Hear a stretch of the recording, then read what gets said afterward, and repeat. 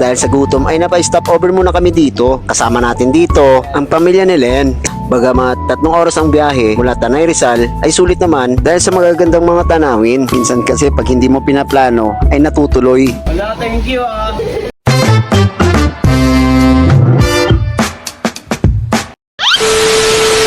Nature trip talaga to, te. Lagi naman tayo dun sa kalsada. Good afternoon mga boss, andito nga pala tayo ngayon sa Tanay Rizal. Hindi nga pala kami natuloy dito dahil fully book na daw ang campsite na ito. Kaya napag-isipan ng aming mga kasama ay lumipat ng location which is sa Real Quezon. Nang dahil sa gutom ay napa-stop over muna kami dito. Kasama natin dito ang pamilya ni Len. Isa nga palang may-ari dito ng tindahan na aming pinang-stop overan ay isang Amerikano. Fast forward na tayo mga boss, andito na kami sa location. Pangalan pala ng beach resort na to, Realscape 2 Beach Resort. Dumating nga pala kami dito mula Tanay Rizal ay 7:45 na. Bagamat 3 oras ang biyahe mula Tanay Rizal ay sulit naman dahil sa magagandang mga tanawin. At sa mga oras nito mga boss, magpe-prepare na ng panghapunan ang ating mga kasama. At sa mga oras nito mga boss, ayun, magsisimula na kaming kumain. Sa dami nga ng handa natin dito ay meron pa tayong pampulutan mamaya. Biglaan din ang lakad namin dito kaya nakarating kami dito sa Real Quezon. Minsan kasi pag hindi mo pinaplano ay natutuloy. At sa mga oras nito mga boss ay inuman session naman. Hindi mawawala talaga ang inuman sa mga outing, no? At pagsapit ng umaga ay ito ang bubungad sa inyo mga boss. Magandang cottage at magandang tanawin sa paligid. Ito nga pala ang cottage na inerkilahan nila Len, which is 4,800. Mura na yan, di ba mga boss, sa overnight. Alam nyo ba, ang madalas na paglilibang sa mga magagandang tanawin o dagat ay nakakabawas din ng stress. Kaya't sulitin ang bawat araw sa mga lugar na may kaakit-akit na tanawin upang lubos na mapakinabangan ang mga ito. Maglaan ng oras upang huminga ng sariwang hangin, maglakad-lakad sa dalampasigan o kay umupo lamang at pagmasdan ang kalikasan. Ang mga ganitong karanasan ay nagpapabuti sa ating kalusugan at nagbibigay ng positibong pananaw sa buhay. Huwag sayangin ang pagkakataong makita at maranasan ang ganda ng mundo. At sa mga oras nito mga boss, video okay naman ang trip natin.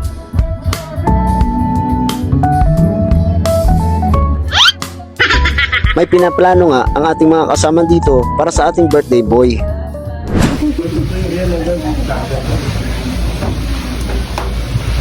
Happy birthday to you.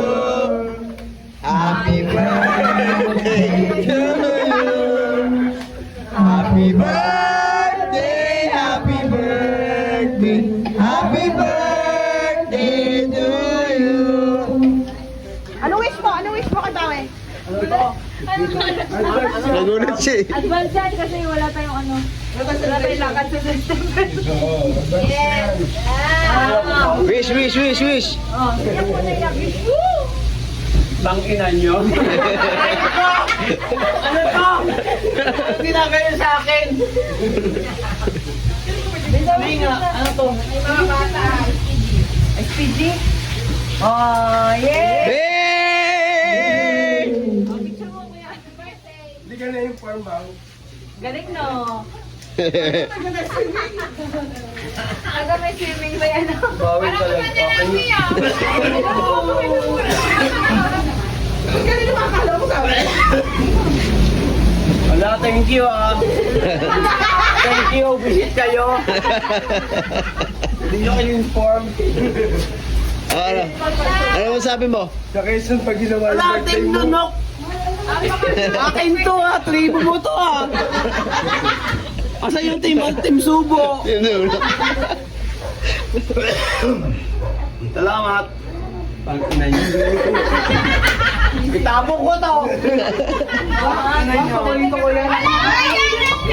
Gago kayo. Ang layo pa ng August pa lang ngayon. Wala pang September. Visit kayo. Gago. Sinayak nyo naman to. Yung film swimming lang ako. Tangin na mayroong ganyan. Ano yan? Sinong may bakalaan yan? Pero masaya ka. Grabe. Sobra. Sure? Salamat. Lahat sa inyo. Thank you, thank you. Pero nag-explode yan. Dumating ng birthday mo. Ng ano to? Birthday mo. Ang pakana. Ako Ako pala ko. Ako ang biktima. Diyos ka. Ikaw, sabi ka lang. Tuloy yan, Ligaya! Tuloy. So yan, tapos na ang ating bakasyon. Maraming salamat sa inyo. At maraming salamat sa Real Escape Beach Resort. So nandito kami ngayon, pauwi na kami. So nagre-ready na yung aming mga kasama. So maraming salamat sa panonood mga boss. Hanggang sa muli.